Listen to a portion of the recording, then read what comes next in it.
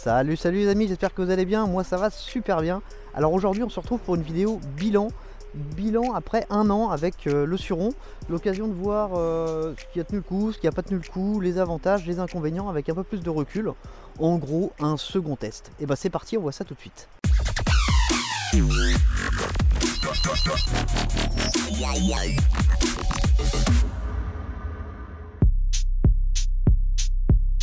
Avant de commencer, on va faire un petit peu de forçage. D'habitude je le fais en fin de vidéo, mais là on va le faire en début de vidéo parce que c'est assez important. Les abonnements, moi c'est ce qui me permet de voir que mes vidéos plaisent ou pas, c'est ce qui me motive. Donc n'hésitez pas à vous abonner à la chaîne si mes vidéos vous plaisent, bien évidemment. C'est assez important. J'afficherai le nombre d'abonnés dans quelques temps. Pour l'instant je ne l'affiche pas parce que je n'ai pas envie de rentrer dans des concours de mais on est en train de passer un cap, il y a un gros cap, et pour ce cap je suis en train de négocier pour vous faire un beau cadeau. Alors quand je dis vous, forcément ce sera le gagnant parce que je vais pas pouvoir en offrir à tout le monde. Je vais offrir une belle trottinette. Quand je dis une belle trottinette pas une... Donc ça va venir bientôt. N'hésitez pas à vous abonner, le cap on va le passer, on n'est pas loin du tout. N'hésitez pas aussi à me suivre sur Instagram, l'adresse apparaît toujours ici. Et ben maintenant on va parler de la moto. Alors au bout d'un an, forcément, il y a des pièces qui ont tenu le coup, il y a des pièces qui n'ont pas tenu le coup. On va déjà parler de celles qui n'ont pas tenu le coup. Alors on va commencer par le garde-boue arrière, que j'appelais une verrue dans le premier test, et que je considère toujours comme une verrue. Alors en plus d'être moche, eh bien il a cassé, il a fait à peu près 50 km.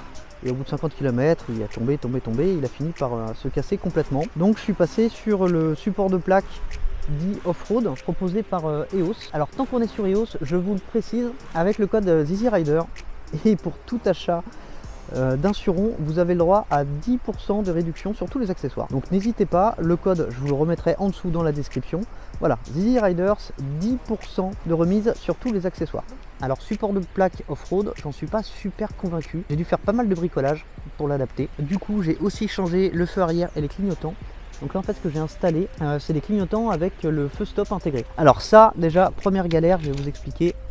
Donc là feu de position, je pense qu'il est à peine visible de jour. Déjà, là je l'ai passé en feu stop, on voit à peine la différence. Alors pourquoi? Le faisceau est super fragile.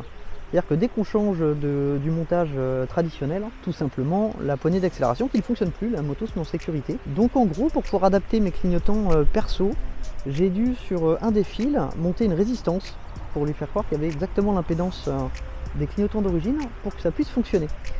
Le problème c'est que l'impédance je la tire sur le câble d'alimentation du feu stop, donc le feu stop il est quasiment plus visible. Donc ça déjà au niveau du faisceau c'est pas fou, c'est vraiment pas fou. Alors je les ai montés aussi à l'avant hein, évidemment, c'est exactement le même modèle. Bon, c'est un modèle que vous pouvez trouver sur Amazon, je vous mettrai le lien dans la description si ça vous intéresse.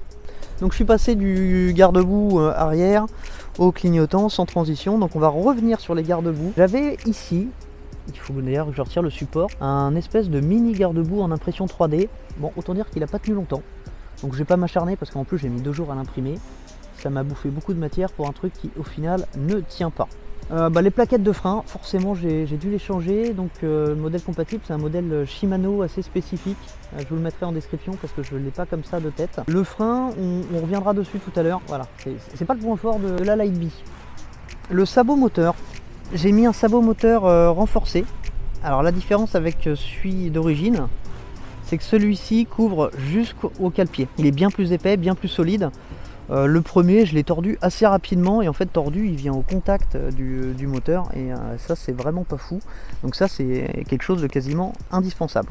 C'est un modèle 2019 a priori, même si on me l'a vendu pour un modèle 2020, je ferai pas de pub à la boutique qui m'a vendu ça, mais ce n'est pas EOS France. Alors j'ai rajouté du coup ce protège-chaîne qu'on retrouve sur les modèles 2020. Bon, c'est pas super esthétique, mais au moins ça protège. Je sais pas de quoi ça protège, mais ça protège. Moi je suis toujours sur les suspensions d'origine, parce que voilà, j'en ai pas, je fais pas de la compétition, hein, j'ai un usage plus que basique. La fourche à l'avant c'est toujours la même. Donc là, bah voilà, on a fait le tour de ce que j'ai changé. Si, alors le cintre, là le cintre que vous voyez c'est celui d'origine, mais je l'avais changé pour un cintre un petit peu plus haut. Et au final je suis vite revenu là-dessus, tout simplement parce que je suis pas grand et qu'au final moi ça me va très bien, je sais pas pourquoi j'ai voulu le changer. Donc voilà, retour sur le cintre traditionnel. Ah si, tant qu'on est là-dessus, voilà le rétro, ça c'est pas le rétro d'origine. Tout simplement parce que les horribles rétros d'origine sont de véritables merde. Et les deux ont cassé très rapidement. Donc voilà, ce rétro n'est pas, je pense pas qu'il soit homologué. C'est un des rétros que j'utilise sur mes trottinettes. Bon, il est petit, il fait le taf, moi il me va très très bien. Bon voilà, je crois qu'on a passé en revue tout ce que j'ai pu changer sur cette moto. Et ben maintenant c'est le moment de prendre la route. A tout de suite. Alors avant de démarrer, du coup voilà, pour remplacer mon feu stop manquant, j'utilise ça. Je vous en parlerai dans une vidéo dédiée. C'est quand même de la et on en reparlera. Ah puis si, donc on est dans la Voilà, ça je vous en avais fait une vidéo aussi. C'est le Highlight, un espèce de GPS en réalité augmentée, qui est aussi une Si ça vous intéresse, dites-le moi dans les commentaires, je vous en ferai une review un an après. Vous verrez que c'est pas folichon. Allez go. Ah bah en plus ça tient pas. Putain. Ah mais quand je vous dis que c'est de la oh là là là là. Putain. Ah mais c'est pas vrai, mais il tient plus du tout quoi. Allez, un petit peu là. Juste le temps de la vidéo. Ah bah ça commence bien tiens. Quand je vous dis que c'est de la mais c'est de la mais un point. Alors par quoi commencer? On va commencer par les suspensions. Est-ce que j'ai eu besoin de les entretenir un petit peu ou pas? Alors non, enfin ou presque. La seule chose que j'ai dû faire durant ces 1000 premiers kilomètres, c'est remettre un petit peu de pression sur la fourche à l'avant. Alors ça se passe en bas à droite. Le constructeur recommande entre 100 et 150 PSI selon le poids, donc moi j'ai mis 120. Voilà, j'ai pas vérifié la pression pendant quelques temps et quand j'ai vérifié j'étais retombé à 90. Bon, c'est pas dramatique, mais ça c'est un point à surveiller. La suspension arrière, bah forcément elle est en circuit fermé, donc il n'y a pas de problème. Pour trouver les bons réglages, il m'a fallu un petit peu de temps, parce que déjà il faut appréhender ce qu'est la précharge, la contrainte, la compression. Il y a pas mal de paramètres à prendre en compte. Une fois trouvé, moi je fais pas de compétition, donc pour ce que j'en fais, je les trouve très très bien. Elles sont dynamiques, il y a un grand débattement, 85 mm, et à l'avant je crois que c'est 115. À vérifier. Quel usage je voulais en faire et pourquoi j'ai acheté un Suron?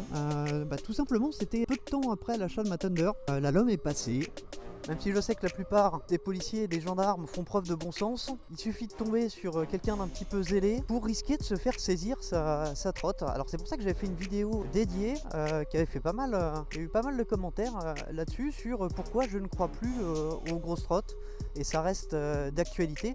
Tout simplement parce que pour moi, une machine à plus de 4000 €, qui est trop volumineuse pour être pliée, transportée, n'a aucun intérêt face à une moto électrique qui au final aura le même encombrement, mais l'avantage d'être normée et de pouvoir circuler tranquillement sur la route, à 45 légalement, mais enfin même un excès de vitesse, ça reste nettement moins dramatique, il n'y a pas de risque de saisie, on est sous le coup du code de la route, donc il suffit de le respecter.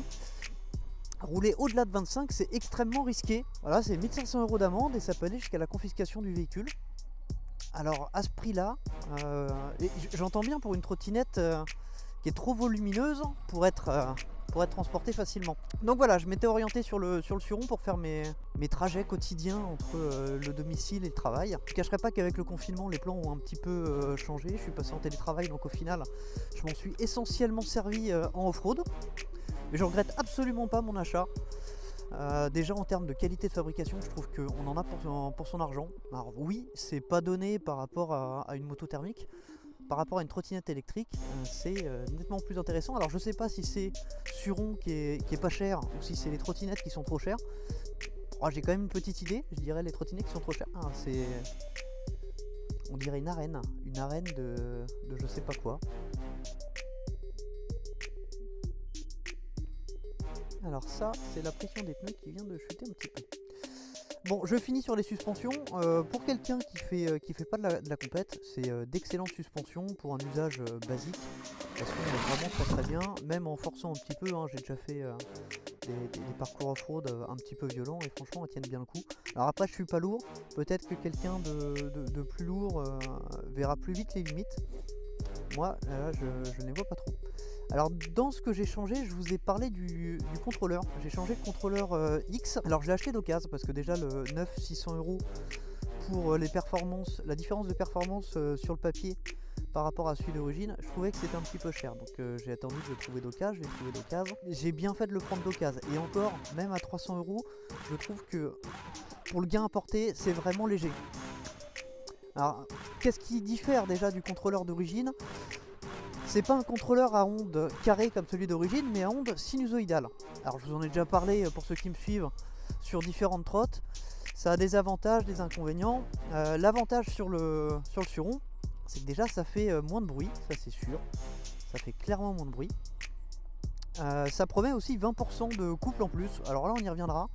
Il y a du couple en plus, 20% je sais pas. Promettait aussi un petit peu de Vmax supplémentaire. Non. Non, j'allais à 75 avant, je vais toujours à 75. Alors par contre, voilà ce que je vous disais au niveau du couple, avec le contrôleur d'origine, pour lever la roue, j'étais obligé de tirer sur le cintre. Pas du tout. Et une branche dans la tronche. Donc oui, il y a quand même plus de couple au démarrage. Après, passer les 50, c'est toujours un petit peu mou, je trouve. Et ça monte toujours à 75, donc ça c'est pas mal. J'ai pas eu le papier, je vais faire contrôler. Bonjour. De centre-ville. Oui. Ça gaz un peu? C'est LE1, donc c'est 45. Ah ouais. Voilà. Bonne journée.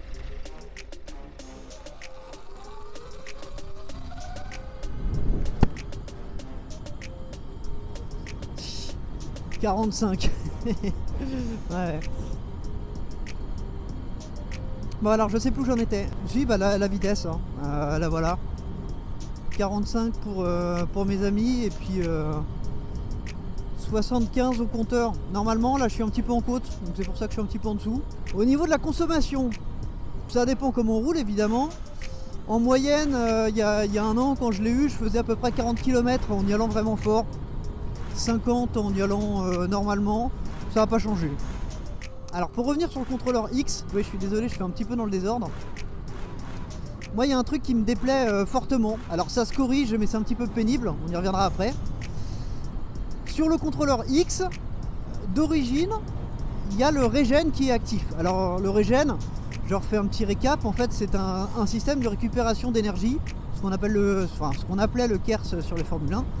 Le principe, c'est dans les phases de décélération, surtout de freinage, on récupère un peu d'énergie qui est injectée dans la batterie. Alors pour ceux qui me suivent, vous savez que je suis pas fan de ce principe-là, tout simplement parce que sur les trottinettes, les movesets sont toujours sous-dimensionnés et au final, le régène apporte beaucoup plus d'emmerde que de solutions, c'est-à-dire que c'est la principale cause de ce qui abîme le contrôleur, hein, en gros, hein. C'est comme ça qu'on crame un contrôleur très facilement. Alors sur le Suron de base, c'est-à-dire le contrôleur à ondes carrées, il n'y avait pas du tout de régène, ça c'est pas le souci. Donc le contrôleur X introduit le régène et c'est ce qui m'ennuie un petit peu.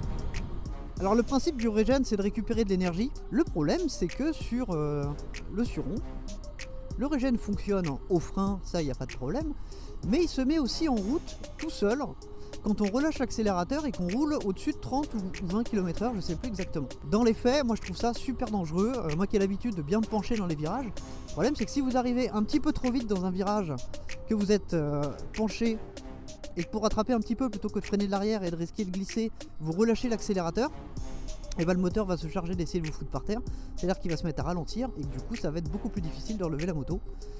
Donc ça c'est une très mauvaise idée. Alors il y a moyen de le désactiver. Le problème, c'est que quand on le désactive, il n'y a pas moyen de le dissocier avec le régène qui est actif au freinage.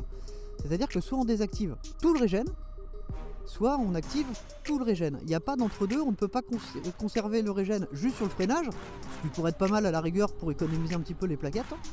Non, on le désactive partout. Donc ça, c'est pénible. Et alors, pour le désactiver, ça aussi c'est particulièrement pénible. C'est une manip à faire au démarrage de la moto. Où en fait il faut la mettre sur la béquille. Dès qu'on démarre, il faut appuyer 12 fois sur la poignée de frein, retirer la béquille, couper le contact, remettre le contact, enfin c'est un bordel pas possible. Ça c'est l'idée et c'est franchement pénible, c'est super pénible. Déjà c'est super difficile à faire. Et bon, une fois que ça passe, il vaut mieux rester là-dessus. Enfin en tout cas on peut le désactiver, ça déjà c'est mieux que rien.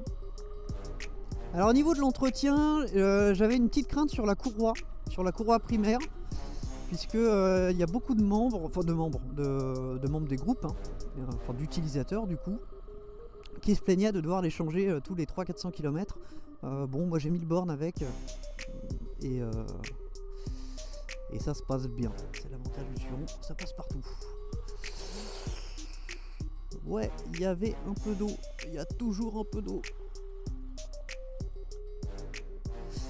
Alors bah voilà, ça fait partie des trucs que j'ai perdu, que ce soit l'espèce de pseudo garde-boue de merde qui est fourni d'origine, qui fait support de plaque et qui ne tient pas, qui est vraiment et celui que j'avais fait en impression 3D qui se met plus proche de la roue, quasiment à la verticale, et qui tient pas non plus.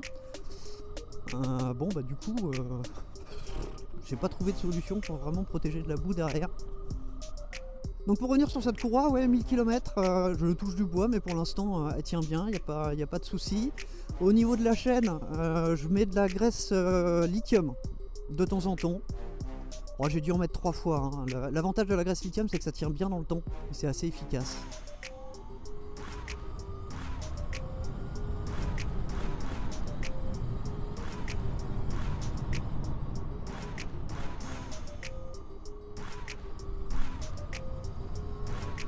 Alors les rétroviseurs d'origine n'ont pas tenu non plus. Ça c'est vraiment des trucs premier prix, il n'y a pas plus cheap. En plus d'être moche, franchement ils n'étaient pas terribles. Donc voilà, ça c'en est un que j'ai récupéré sur une de mes trottinettes. Je pense pas qu'il soit homologué, bon, en tout cas il me permet de voir derrière, c'est tout ce que je lui demande. Et il reste assez discret, donc ça me va. Alors, au niveau des pneus, bah, j'ai quand même fait pas mal de routes avec les pneus d'origine, donc qui sont des pneus cross. Le kit super motard qui existe n'est quasiment plus dispo, enfin, en tout cas en ce moment on le trouve nulle part. Bah, les crampons je trouve qu'ils résistent assez bien et au final même sur route ils tiennent assez bien. Voilà, ça grippe, ça penche, ça c'est très bien. Qu'est-ce qu'on peut en dire encore? Bah, je pense qu'on a fait quasiment le tour. Hein. Alors sur les versions 2021 vous avez une nouvelle poignée d'accélérateur qui n'est plus mécanique, qui est complètement électrique. Ce qu'elle apporte surtout c'est une course beaucoup plus courte, on est sur un quart de tour, on n'est plus sur un demi-tour. Bon, moi j'aime bien avoir une course assez longue, je trouve que ça permet de doser. Alors je me donne pas des excuses pour pas passer à la poignée électrique, mais justement la poignée mécanique je trouve que ça rappelle un petit peu les crosses thermiques. Moi j'aime bien. J'aime bien, voilà, la course je la trouve vraiment correcte, je trouve qu'elle permet de bien doser. Donc je reste là-dessus. Au niveau de l'entraînement, oui, je vous ai parlé de la courroie, mais je vous ai pas parlé de la chaîne. Enfin si, juste sur le fait que je l'ai graissée. J'ai dû la retendre 2 fois. Alors c'est vraiment pas compliqué à faire, il faut pas trop l'attendre non plus, hein. Ça, il y a une règle. J'ai dû le faire 2 fois, voilà, ça a pas bougé des masses. Non, au final, au niveau entretien, je pensais avoir beaucoup plus d'entretien sur une trottinette électrique, et puis au final j'en ai beaucoup moins. Alors par contre, je vais vous parler des freins. Parce que les freins, d'origine, c'est une catastrophe. C'est vraiment une catastrophe. Déjà, il n'y a quasiment pas moyen de bloquer. Il faut vraiment appuyer comme une brute. Les plaquettes s'usent super vite. Alors j'ai commandé du Hope chez EOS France. C'est des freins qui ont très bonne réputation avec double piston moulé d'une seule pièce. Ça devrait rentrer en stock bientôt. Donc si ça vous intéresse, dites-le moi dans les commentaires. Je vous en ferai un test détaillé. Alors par contre, quand on change les freins, je vais perdre le faisceau électrique. C'est pas dramatique puisque de toute façon j'utilise pas le régène. Le seul truc qui est un petit peu enquiquinant, c'est que du coup je vais plus avoir de feu stop. Mais encore là-dessus, tiens, en parlant de feu stop, j'ai l'impression qu'il s'est défait, oui. Contrôleur d'origine, je démarrais poignée en coin, la moto se levait pas. Là je démarre poignée en coin sans forcer. Ça se lève. Bon là ça s'est pas levé beaucoup parce que je me suis penché en avant. Alors comme je vous disais, au niveau de la VMAX, hein, entre le contrôleur X et le contrôleur standard, chez moi il n'y a absolument pas de différence. Hein. Le bruit est un petit peu différent, ça il l'avait promis. Le truc c'est que c'est le bruit du moteur. Mais le bruit du moteur c'est pas ce qu'on entend le plus. Ce qu'on entend le plus c'est l'entraînement. C'est la courroie primaire et puis la chaîne. Et ça ne change absolument rien. Voilà, bon, au niveau du bilan... pour récapituler un petit peu, eh ben, je regrette absolument pas mon achat. Je trouve pas que le tarif soit si déconnant que ça par rapport au prix d'une trottinette électrique, parce qu'au niveau de la qualité de fabrication, on est bien au-dessus, ça se voit sur plein de choses. Hein. Le chargeur qui est un 10 ampères d'origine, avec une grosse fiche anti je sais pas trop quoi, anti patate, je sais plus comment ça s'appelle. Enfin bref, ça fait pas d'étincelles. Il y a un gros coupe-circuit, la batterie elle est étanche, enfin, toute la moto est étanche. Le faisceau électrique est capricieux, mais mine de rien il est quand même assez résistant. Non, ben, Moi c'est ce que j'attends sur les trottinettes. Je vous parle encore de trottinettes alors que je suis pas photo, hein, je suis désolé, c'est des formations, mais c'est des normes de construction comme on a là-dessus. Ça, ce qui la rend robuste aussi, bah, c'est toutes ces normes de construction. C'est pas fait pour faire chier le monde, c'est plutôt pour protéger le consommateur des merdes qu'on peut avoir. Et sur les trottinettes, je trouve ça hallucinant que ça puisse être autorisé sur la route sans la moindre norme de construction. Enfin bref, ça c'est un autre sujet. Donc voilà, si c'était à racheter aujourd'hui, oui, sans hésiter, je rachèterai un Suron. J'en suis vraiment ravi. Ça passe partout. C'est la puissance d'une petite moto sur la maniabilité d'un vélo. Et ça, c'est un combo exceptionnel, hein, vraiment. Voilà, bah écoutez, je pense qu'on a fait le tour de ce petit bilan. N'hésitez pas à me dire dans les commentaires si vous voulez d'autres vidéos sur le Suron. C'est vrai que j'en fais pas beaucoup. Après, je l'ai pas acheté pour faire des vidéos, je l'ai vraiment acheté pour mon usage perso. Donc bilan vraiment satisfaisant. Au bout de 1000 km, bon, mis à part les 2-3 petits trucs. Alors le freinage, ouais, le freinage, ça il est vraiment à chier. Le freinage est à chier et le garde-boue arrière est à chier aussi. Mais mis à part ça, c'est vraiment une très très bonne moto, une très bonne alternative à une grosse trottinette, je trouve. Moi je regrette absolument pas mon achat. La seule chose que je regrette, c'est l'endroit où je l'ai acheté, parce qu'on s'est foutu de ma gueule sur l'année de production de Monsieur Ron. Bref, j'aurais dû la prendre chez EOS. Je vous rappelle une dernière fois que chez EOS, avec le code ZZ Riders au pluriel, vous avez le droit à 10% de réduction sur tous les accessoires pour l'achat d'un Suron. Voilà, bah écoutez, je vous laisse comme d'habitude mettre un petit pouce levé si la vidéo vous a plu, vous abonner à la chaîne, me suivre sur Instagram.